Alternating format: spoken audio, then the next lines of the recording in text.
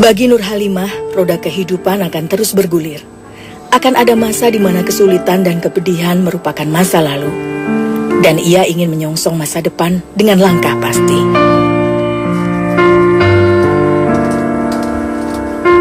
Kelahiran putra tercinta memang mendatangkan sukacita baginya. Namun kehadiran si kecil Fauzan dalam kondisi kepala membesar menancapkan pilu dalam hati Nur Halimah.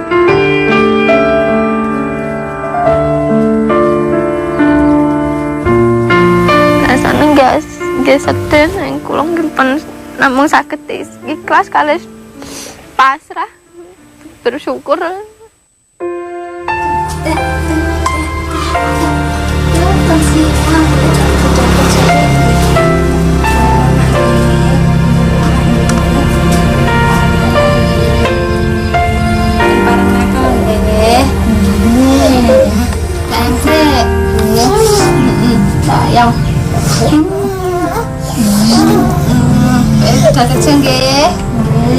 Setiap pagi dengan berat hati Nur Halimah harus memasrahkan putra tercintanya ini pada ibunya.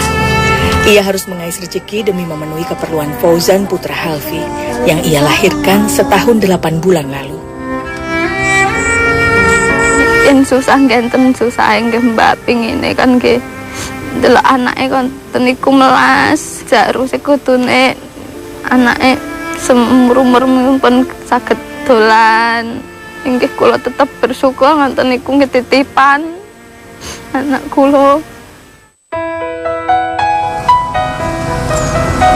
Sudah setahun lamanya Nur Halimah bekerja di pabrik pengolahan kayu yang berlokasi tak jauh dari tempat tinggalnya. Desakan kebutuhan membuat dia harus lekas mencari penghasilan kembali setelah Fauzan cukup kuat untuk ditinggalkan. Pabrik skala menengah tempat Nur Halimah bekerja menghasilkan berkor untuk pasar ekspor. Sebagian besar proses produksinya telah menggunakan peralatan mesin otomatis. Namun saat dioperasikan masih membutuhkan tenaga manusia sebagai operator pada setiap tahapan kerja. Dari segi pendidikan, background, mungkin dari SD pun kita bisa menerimanya, apalagi SMP. Dan realitanya itu kebanyakan memang antara SMP, SMA. Mayoritas malah perempuan ya. Berkor merupakan potongan kayu dalam bentuk kecil yang merupakan bahan baku pembuatan furniture, panel, partisi ruangan, serta pelapis lantai.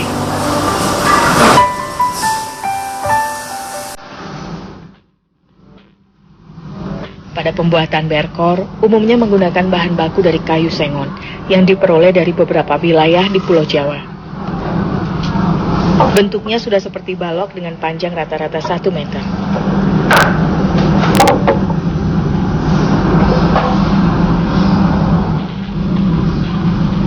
Sebelum masuk tahap pengolahan, balok kayu perlu dikeringkan dahulu dengan uap panas pembakaran oli. Tahap pengovenan ini bertujuan untuk mendapatkan tingkat kekeringan yang ideal. Kemudian balok kayu yang dikenal dengan balken dapat diolah pada tahap selanjutnya. Balok-balok kayu dipotong-potong menjadi 3 bagian. Alur kerja kedua ini sekaligus menghaluskan kedua bagian sisi kayu agar permukaannya menjadi rata dan halus. Mesin yang bekerja melakukan tugas ini bernama double planer.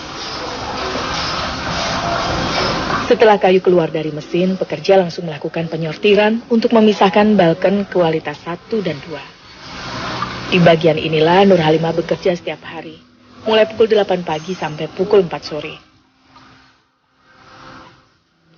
Sebelum ke tempat mesin kerja, Nur Halimah harus menggunakan kacamata dan penutup mulut sebagai standar kerja, agar ia terhindar dari serbuk kayu yang bertebaran.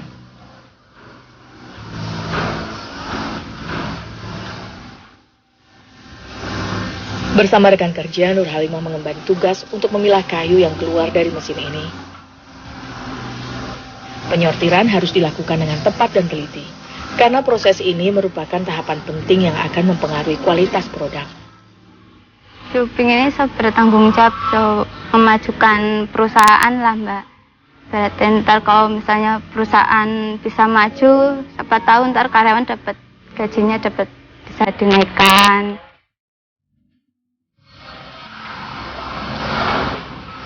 Balken dengan permukaan yang rata dan telah sesuai dengan ukuran standar, kemudian dimasukkan ke dalam mesin multiring.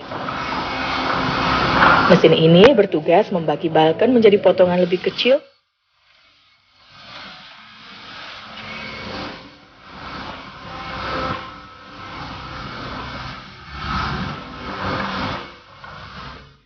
Tahap selanjutnya adalah menyusun balok-balok ukuran kecil dalam posisi horizontal menggunakan mesin konveyor, membentuk sebuah susunan kayu seperti menyusun batu bata pada pembuatan dinding tembok.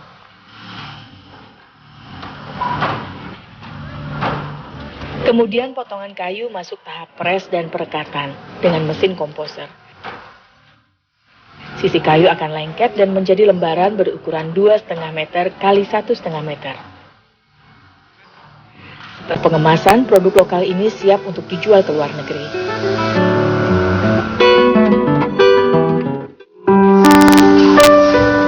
Dari bekerja di pabrik ini, Nur Halimah bisa memperoleh gaji bulanan dengan penghasilan sesuai dengan upah minimum regional.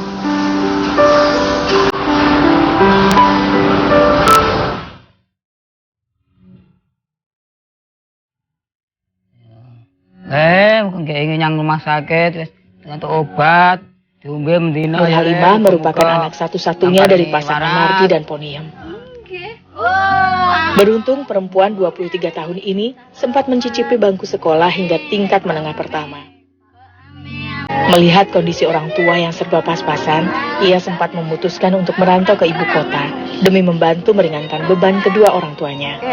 Lulus SMP niku kula pun mulai kerja pengen lah nyenengne wong tua. Dan nek omah dadi anak sing berbakti lah kali wong tua kan bangga. Karena mung niku mbak cita-cita kula. Saat ini Nur Halimah lah yang menjadi tulang punggung bagi keluarga. Dari pendapatannya sebagai buruh pabrik, ia berusaha mencukupi keperluan sehari-hari kedua orang tuanya. Ayah Fauzan pergi dan tak ada kabar hingga kini. Sehingga ia pun harus menanggung beban berat dan kesulitan mengasuh Fauzan seorang diri. Beruntung, orang tuanya selalu terbuka dan terus menguatkannya. Kalau pingin nih, so ngakoni anaknya mawon. Tete moro-moro kula pun bacot kadung lara ati, Mbak. Pihak keluarga mriku mboten enten tanggung jawab blas. Kabar-kabar iki mboten enten jawaban kali Bapak Ibu mriku.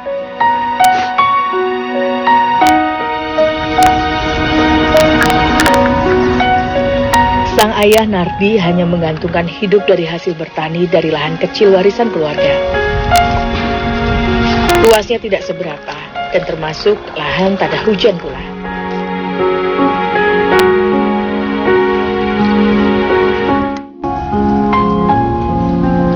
Untuk menambah penghasilan dulu Nardi mencoba mencari peruntungan dengan menjadi tukang sol sepatu di pasar Bendusari.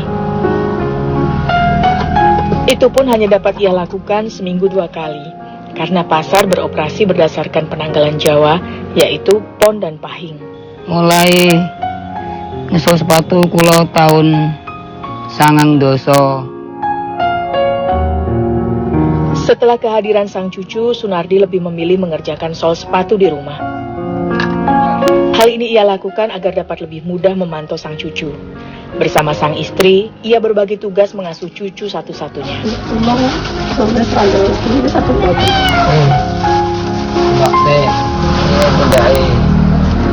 Sakit nih, santen nggih. Kula tinggal riyen nggih. Nggih. Menawi ibuke kerja paujan niku sing ngomong nggih. Mbah Putri kalih kula. Gentosan wonten Mbah Putri masak kula sing ngomong. Ngoten mungkin napun bar masak kula nggih nyambut damel teng sawah macul napa gogol ngoten garap sawahe kula.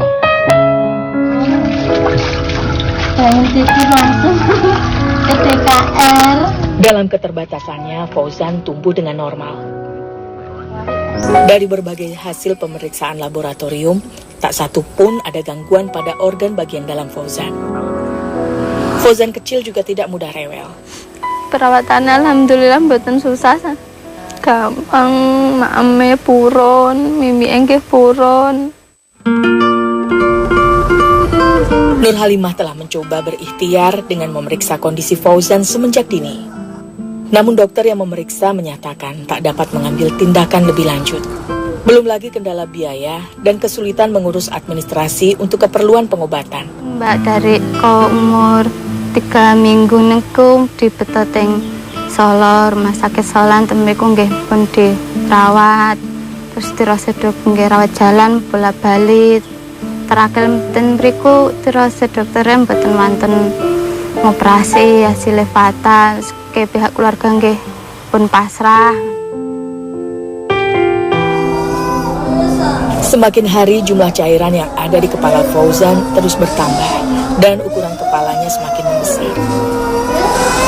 Keluarga pun tak sanggup menerima resiko yang mungkin terjadi jika dilakukan operasi.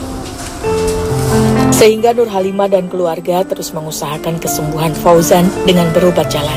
Di betoteng RSUD Sukarjo mrikun disanjangin ke rumah sakit Solo pun selet, terus kalih dokternya langsung dirujukan teng Sarjito. Hidrosepalus yang diderita Fauzan sudah memasuki tahap lanjut. Sehingga satu-satunya tindakan yang mungkin untuk dilakukan adalah dengan cara mengalirkan cairan yang berada dalam rongga otaknya. Karena kita tidak pernah tahu sebabnya, jadi tidak pernah kita bisa menyembuhkan. Itu kita bisanya melakukan tindakan untuk mengurangi efek dari hidrosefalusnya. Jadi kalau ada cairan yang bertambah banyak, ya kita alirkan supaya tidak menekan otak.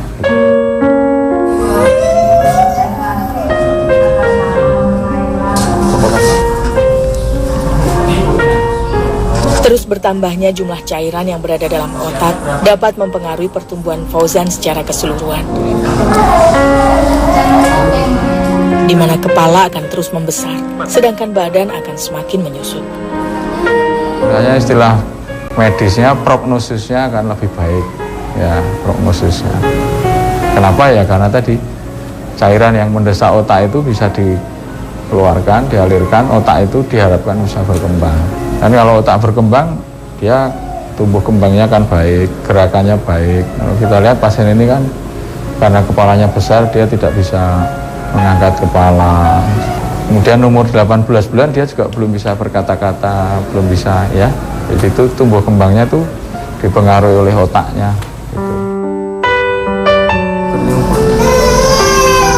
Hidrosepalus merupakan penyakit yang ditandai dengan jumlah cairan otak yang berlebihan. Bisa terjadi pada anak-anak dan orang dewasa. Penyebabnya dapat karena bawaan atau sejak dalam kandungan, tumor, maupun infeksi. Gangguan kelebihan cairan dapat menekan jaringan otak, terutama pada pusat syaraf yang vital. Pada penderita hidrosepalus dapat dilakukan tindakan dini berupa pembedahan untuk memasang selang pintasan yang berfungsi mengalirkan cairan keluar. Di samping itu, ketepatan dalam perawatan non-medis juga dapat menjadi salah satu hal yang sangat baik untuk dilakukan, seperti menjaga kebersihan serta asupan gizi.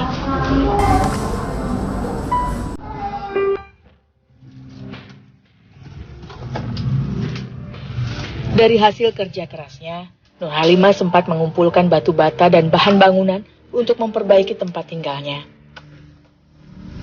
Ia berharap rencana ini bisa membuat kedua orang tuanya bahagia.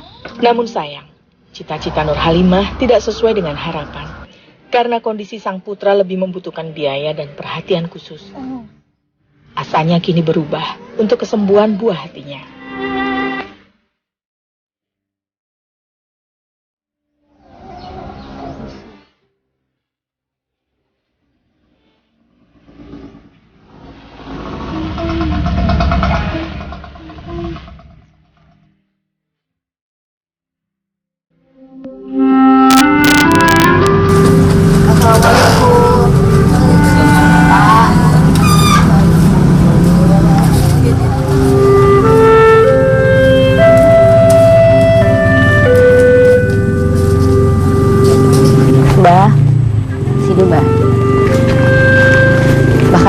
cerita ya, kalau pernah pelihara kambing, sempat pelihara kambing, cuman habis buat biaya berobat cucunya Mbah. Ini alhamdulillah dapat gantinya lagi Mbah, supaya Mbah bisa berkegiatan seperti dulu lagi. Mohon diterima bantuannya dari Basnas. Ya, terima kasih. Iya. Kalau pemberian Bapak untuk bantu. Ya sama. Allah, bantuan pangapunten ya. Namun Nardi tak pernah lelah membujuk Tuhan. Ia terus panjatkan harapan jika suatu hari kesulitan keluarganya dapat teratasi. Hingga hari baik itu datang juga. Nardi dan keluarga tak menyangka sama sekali bahwa Tuhan akan mengabulkan doa hambanya.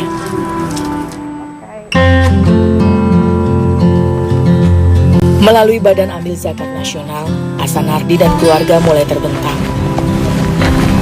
Assalamualaikum. Bapak, Ibu, Bu Poniam, Mbak Nur Halimah, beliau ini dari Basnas. Saking Jakarta.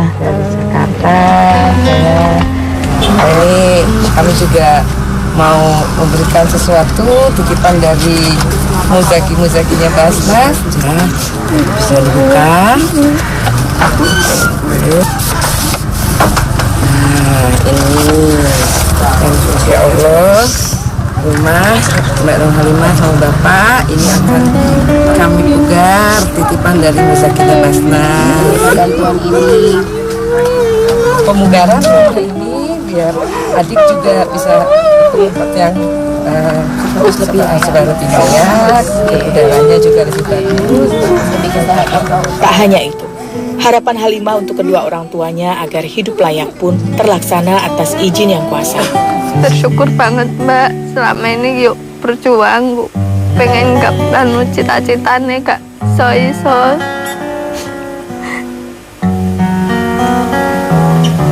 Seneng Bu, bersyukur banget sama Mbi Allah. Yesus pun ngabulne cita-cita kula.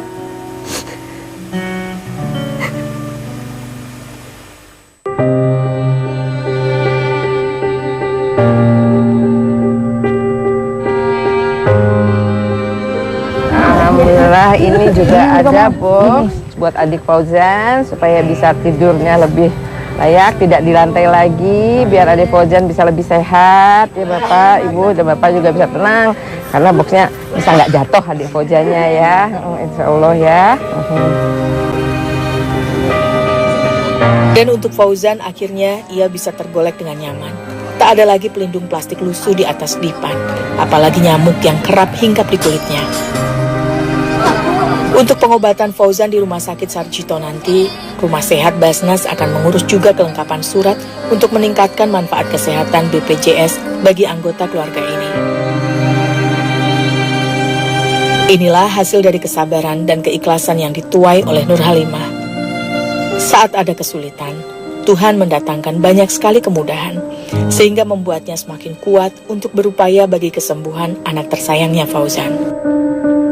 Mugi-mugi ingkang maringi dana dhateng kula pikantuk leliru saking Gusti Allah ingkang Maha Kuwasa ingkang malimpah-limpah.